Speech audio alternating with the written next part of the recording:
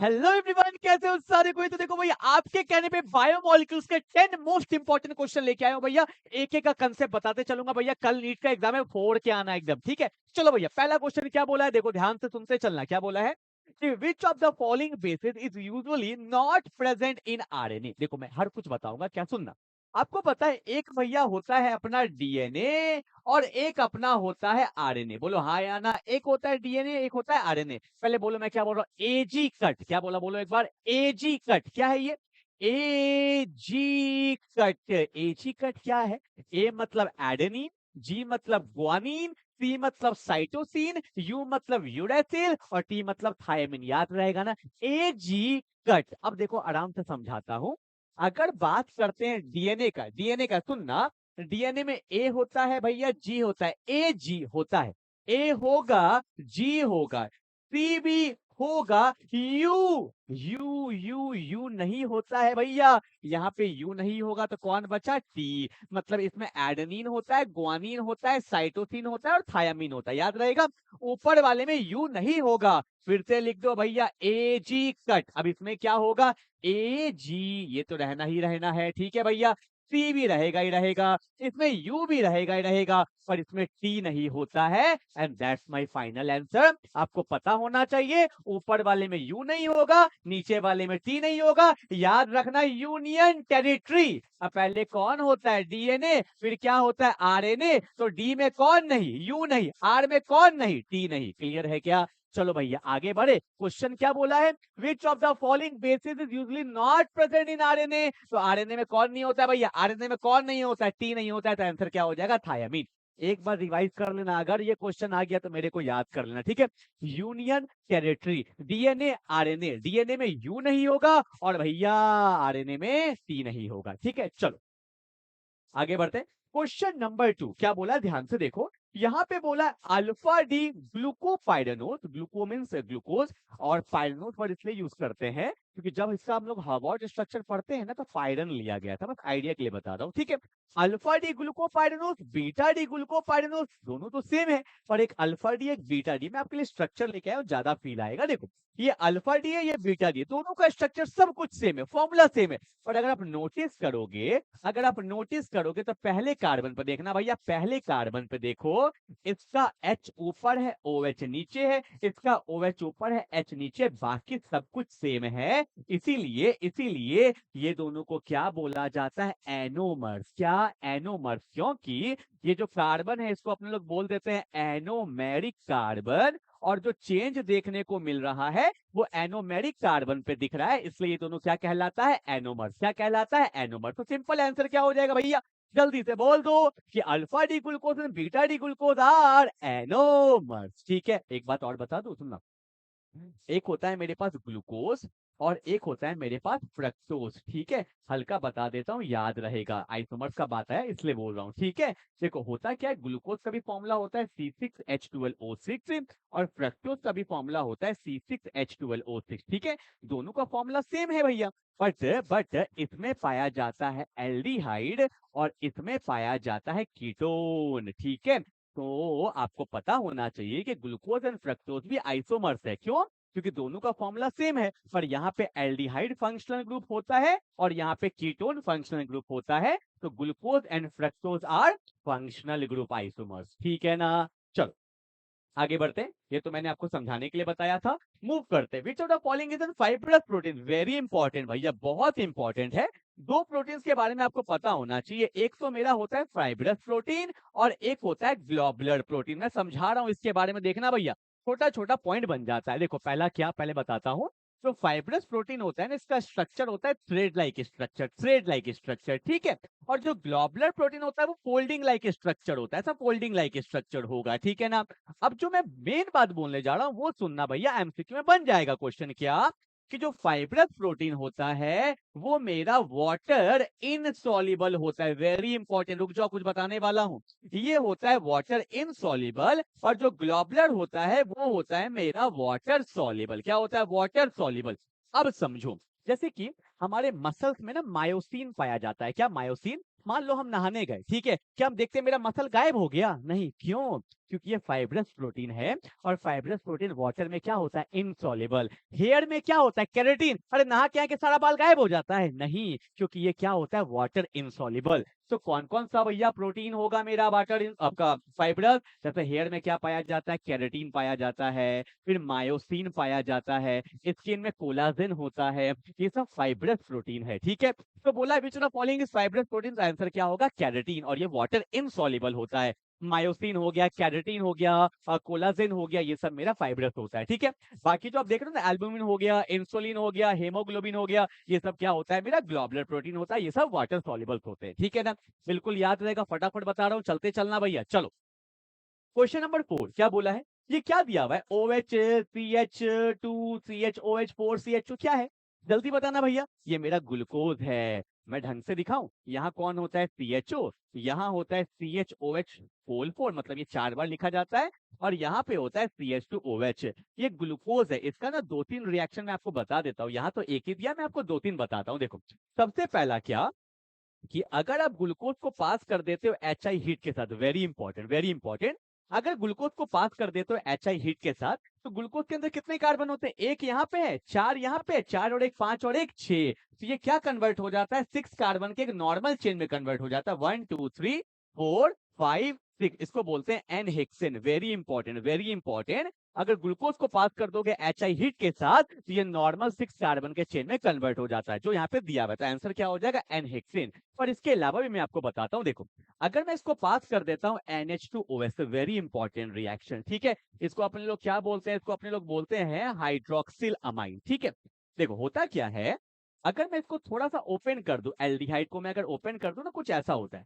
और आपने ये पढ़ा होगा, कब पढ़ा होगा, जब मैंने आपको पढ़ाया था अमोनिया डेरिवेटिव में, कोई भी अमोनिया का डेरिवेटिव आ जाए, अगर तुम उसको एल्डिहाइड और कीटोन से रिएक्शन करते हो, तो पता है क्या बनता है, कुछ मत करना, यहाँ से O लेते हैं और यहाँ से H2 लेते हैं, H2O निकल जाता है और आपका फाइनल आंसर आ जाएगा। कोई चेंज नहीं होगा, खाली ऊपर चेंज होगा, तो क्या बनेगा, C, यहाँ पे डबल बॉन्ड है, O हट गया, अब यहाँ पे कौन बचा, N, यहाँ पे N है और बगल में कौन आ जाता है, OH, है ना, N और OH, और नीचे में कोई चेंजेस नहीं, C पे यहाँ पे H ही रहेगा, यहाँ पे CHOH होल 4 ही रहेगा, और यहाँ पे कौन है, CH2OH, और इसको अपने लोग क्या बोल देते हैं, बेसिकली ऑक्साइम बोल देते हैं, वेरी इंपॉर्टेंट, ठीक है। एक और बता देता हूँ, क्या पता भैया आ जाए एग्जाम में, कुछ नहीं छोड़ेंगे, जितना बता सकता हूँ। इसको मैंने पास कर दिया ब्रोमीन वाटर से, किससे पास कर दिया भैया, ब्रोमीन वाटर से।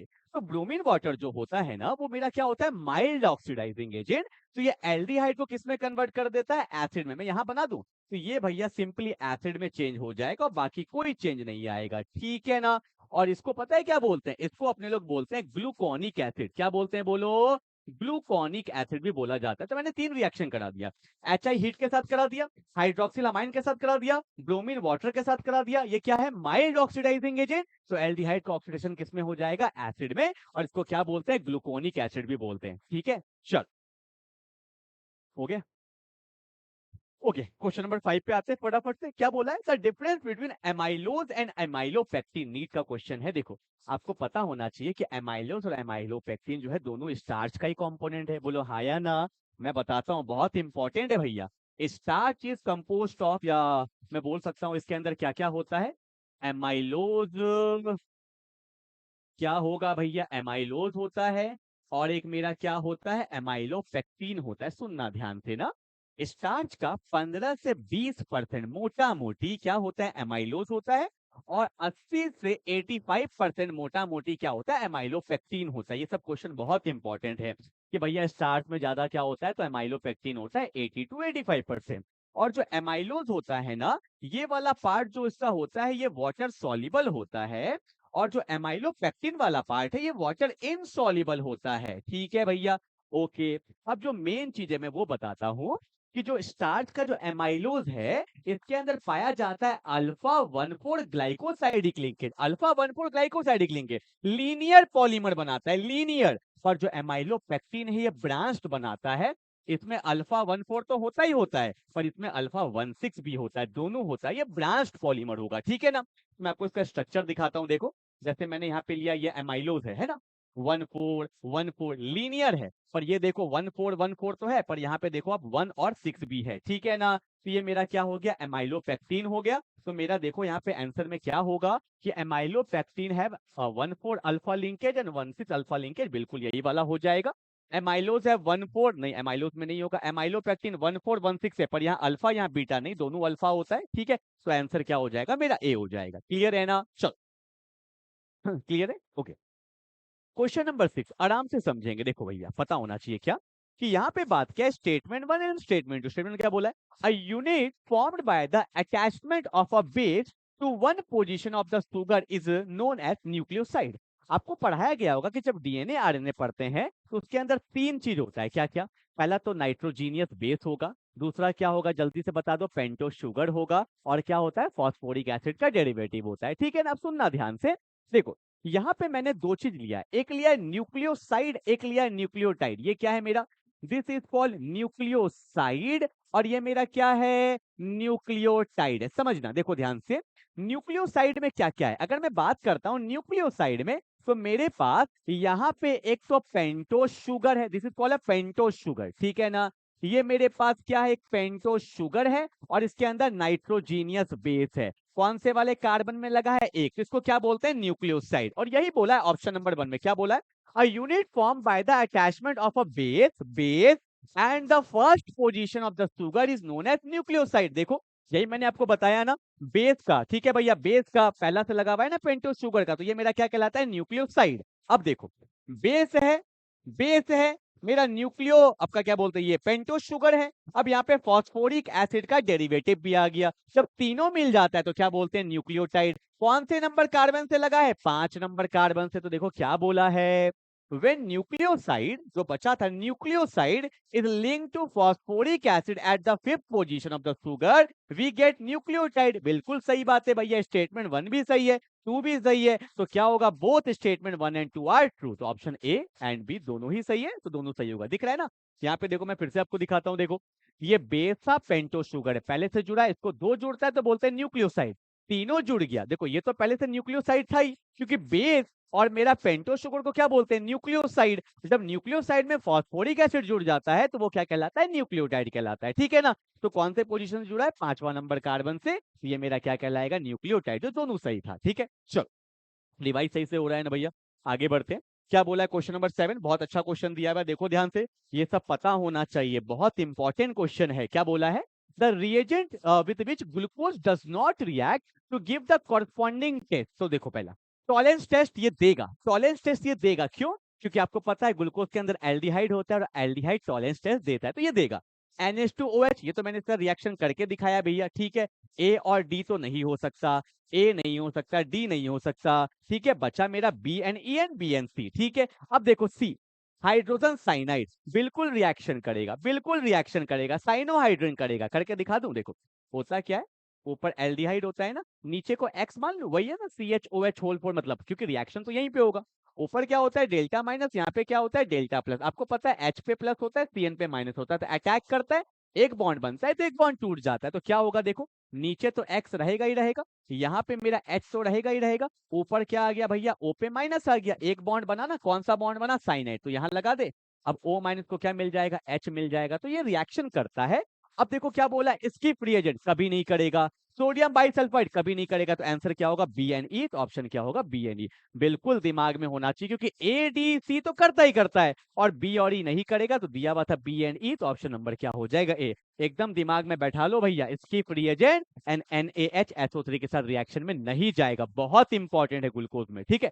चलो आगे बढ़े, क्वेश्चन नंबर 8, आई थिंक जो मैंने बताया है आपको वो दिख सकता है, पर इसमें थोड़ा डाउट आएगा। क्या, एक चीज मैं बता देता हूँ, जैसे जब हम लोग एल्डिहाइड लिखते हैं ना, यहाँ पे क्या होता है, CHOH होल 4 होता है, और नीचे कौन होता है, CH2OH। इसको भी ओपन करके हमें पता होना चाहिए, क्या पता होना चाहिए, देखो ये भैया मेरा एल्डिहाइड है ना, अब देखो यहाँ पे 4 है ना, तो 1 2 3 4, और नीचे कौन है, CH2OH। तो इसमें कौन है, कार्बन है, H है, OH। लिखने का तरीका पता होना चाहिए, पहले होता है OH, फिर होता है H, फिर होता है OH, फिर होता है H। नहीं, H होना चाहिए था, पर क्या होता है, OH। तो याद रखना, OH H OH OH, बोलो ना एक बार, अरे OH H OH OH, तो यहाँ OH है तो यहाँ H आएगा, यहाँ H है तो यहाँ OH आएगा, यहाँ OH है तो यहाँ H, यहाँ OH है तो यहाँ H, ठीक है। रिएक्शन किसके साथ कर रहा है? हाइड्रोक्सिलामाइन के साथ, पहले ही दिखा दिया था। तो रिएक्शन करेंगे तो यहाँ पे क्या आ जाएगा? N, और यहाँ पे कौन आएगा? OH। कौन सा ऑप्शन दिया हुआ है देखो? ये तो भैया सब में ही दे रखा है, अरे तेरी के खेला हो गया। यहाँ OH H H गलत, H H गलत, H OH गलत, OH H OH OH, ओ ऑप्शन नंबर डी क्लियर है क्या? चलो आगे बढ़े। क्वेश्चन नंबर 9 फटाफट से, which of the following compound can form zwitterion? Zwitterion आपको पता होगा भैया, नहीं पता क्या? दिखा देता हूँ ज्यूटेड आयन, देखो इसमें एसिड भी होना चाहिए, बेस भी होना चाहिए। मान लो यहाँ पे कार्बन है, यहाँ पे लगा हुआ है भैया एसिड है, समझाने के लिए बता रहा हूँ, यहाँ बेस है, ठीक है, यहाँ पे H है, यहाँ पे कोई भी ग्रुप लगा है R, यही तो होता है भैया जो हम लोग पढ़ते थे, ठीक है। ज्यूटेड आयन का मतलब NH2 मतलब बेस हो गया, ये एसिड है, एसिड रिलीज करेगा H प्लस को, और यही क्या करेगा? बेस इसको एक्सेप्ट कर लेगा। तो ज्यूटेड आयन कैसा दिखता है? C डबल बॉन्ड O हो गया, O पे माइनस हो गया, इन लोग को कोई मतलब नहीं, HR एंजॉय कर रहा है, और यहाँ पे क्या हो जाता है? NH3, क्योंकि ये H को एक्सेप्ट कर लेता है, और जब जब कोई लोन पेयर डोनेट करता है तो कौन सा चार्ज आता है? Plus. This is called zwitterion, जिसमें एसिड भी होगा, बेस भी होगा। देखो एनिलीन पे तो कभी नहीं होगा भैया, एनिलीन तो बेस है, किसको बोलते हैं aniline? This is called NH2, ठीक है, खाली बेस है। बेंजोइक एसिड एसिड है, ग्लाइसिन होगा ना, अरे ग्लाइसिन का स्ट्रक्चर कैसा होता है? C double bond OH, this is called glycine. यहाँ पे कार्बन होता है, ऊपर भी H होता है, नीचे भी H होता है, यहाँ पे कौन होता है? NH2, ठीक है। तो ये मेरा अमीनो एसिड है। एक बात याद रखना ग्लाइसिन के बारे में, बहुत इंपॉर्टेंट है, देखो कि glycine is the only amino acid जो कि ऑप्टिकली इनएक्टिव है, ऑप्टिकली इनएक्टिव, इसमें काइडल सेंटर है ही नहीं ना, क्योंकि दोनों H क्या आ जाता है? सेम आ जाता है। Glycine is the only amino acid जो ऑप्टिकली इनएक्टिव है, ऑप्टिकली इनएक्टिव है, ठीक है ना। तो आंसर क्या हो जाएगा? डी, क्योंकि इसमें एसिडिक ग्रुप भी है और बेसिक ग्रुप भी है, ठीक है ना। चलो आगे बढ़ते, last question. In a protein molecule various amino acid are linked together by peptide bond, बिल्कुल सही था भैया। किससे जोड़ते हैं? पेप्टाइड से तो बोलते हैं। पेप्टाइड कौन सा बॉन्ड होता है? C double bond ONS, this is called peptide bond, बिल्कुल दिमाग में होना चाहिए, ठीक है। ग्लाइकोसाइडिक तो भैया ग्लूकोज सुक्रोज ये सब में करते थे, ठीक है। और डेटिव बॉन्ड मतलब कोऑर्डिनेट बॉन्ड को ही बोलते हैं डेटिव बॉन्ड, वो ओजोन में पाया जाता है, ठीक है। चलो भैया क्लियर है ना। तो 10 क्वेश्चन मैंने शॉर्ट में आपको रिवाइज करा दिया है, अच्छे से कर लीजिएगा। सुनो, आज मेरा 3 वीडियो आ रहा है, फिजिकल का फाइनल 10 क्वेश्चन, इनऑर्गेनिक का फाइनल 10 क्वेश्चन, ऑर्गेनिक का फाइनल 10 क्वेश्चन, क्लियर है। मिलते हैं अगले क्लास में, तब तक के लिए बाय बाय।